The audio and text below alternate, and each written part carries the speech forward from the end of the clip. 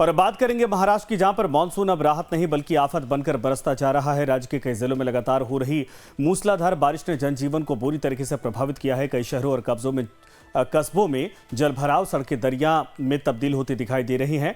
पहाड़ी इलाकों में भूस्खलन और यातायात पर असर जैसे तस्वीरें भी सामने आई हैं।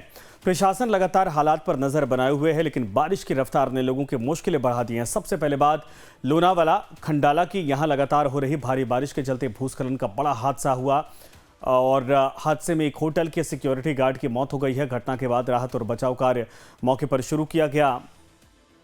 पहाड़ी इलाकों में लगातार हो रही बारिश के चलते प्रशासन ने लोगों से अतिरिक्त सतर्कता बरतने की अपील की है। अब रुख करते हैं मुंबई से सटे वसई का।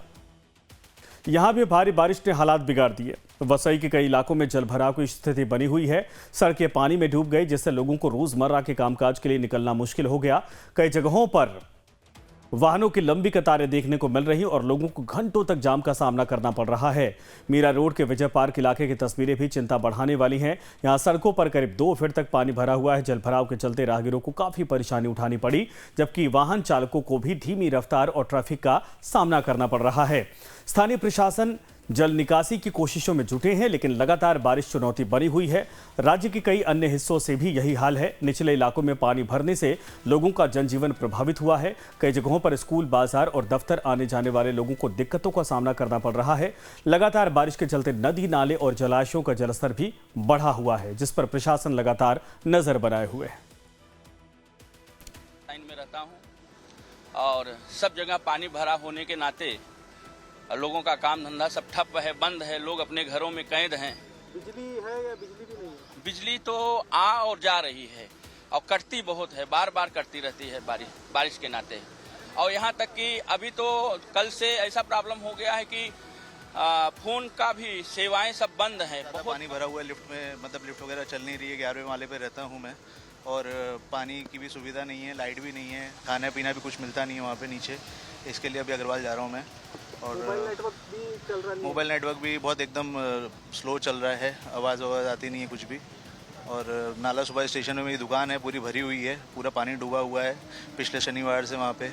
तो कुछ काम वाम सब बंद पड़ा हुआ है, कुछ नहीं कर पा रहे हैं। 5 दिन से यही हालत है। सप्लाईज भी बंद है, कुछ खाने पीने का भी चीज़ें आ जा नहीं पा रही क्योंकि हर जगह पानी भरा हुआ है। ये तो अपना नॉर्मल रोड है हाईवे का। तो दिक्कत है, कुछ करना चाहिए। सड़क का हाइट ऊपर लेना चाहिए थोड़ा, 3-4 फुट। कितने दिन से पानी भरा है ये तो पानी कम हो जाता, बारिश कम होता है, पानी निकल जाता है, फिर वापस आ जाता है पानी? वापस जैसे बारिश चालू होता है भर जाता है।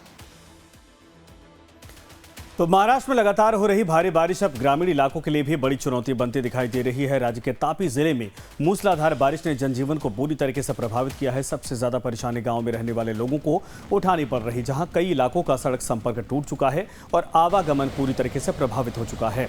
तापी जिले में लगातार बारिश के चलते हालात लगातार बिगड़ते जा रहे। भारी बारिश की वजह से जिले की 38 ग्राम पंचायतों को जोड़ने वाली सड़कें बंद हो गईं। कई मार्गों पर पानी भर गया, जबकि कुछ जगहों पर तेज बहाव के चलते सड़कें आवागमन के लिए असुरक्षित हो गई हैं।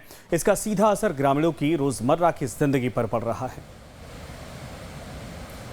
तो मुंबई में भारी बारिश के चलते कई इलाकों में जलभराव की स्थिति देखने को मिली है। सांता क्रूज ब्रिज की सर्विस रोड पर सड़कें पानी में डूब गईं, जिससे लोगों को आवाजाही में परेशानी का सामना करना पड़ा है।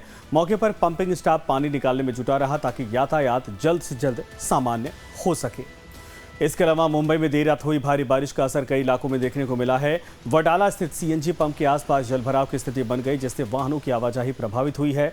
रात करीब 12:55 की तस्वीरें यह आपके सामने हैं, जो बताती हैं कि बारिश के बाद कई निचले इलाकों में पानी भरा हुआ है।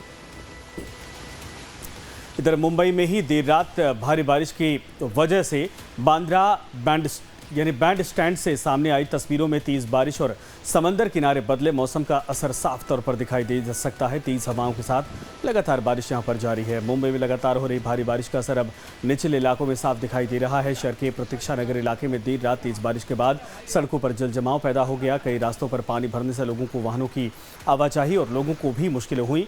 देखिए प्रतीक्षा नगर से जो तस्वीरें इस वक्त हम आपको दिखा रहे हैं, चारों तरफ पानी ही पानी आपको दिखाई दे रहा होगा। इसके अलावा मुंबई में बारिश के बीच कई इलाकों में परेशानी बढ़ती दिखाई दे रही है। सिवरी इलाके में पेड़ गिरने के बाद सड़क किनारे कचरा और मलबा जमा हो गया। हादसे के बाद मौके पर अव्यवस्था का माहौल दिखाई दिया। देखिए ये सिवरी की तस्वीर इस वक्त आपके सामने है। इसके अलावा मुंबई पश्चिमी रेलवे के मुख्य जनसंपर्क अधिकारी विनीत अभिषेक ने कहा, कई इलाकों में पानी भरा होने की वजह से लोकल ट्रेन सेवाएं 25 से 30 मिनट देरी से चल रही हैं और ये भी लोगों के लिए मुश्किलें पैदा कर रही हैं। तो महज आधे घंटे की शुरुआती बारिश ने नीमच नगर पालिका की तैयारियों की हकीकत सामने ला दी है। अब तस्वीरें हम आपको दिखाते हैं।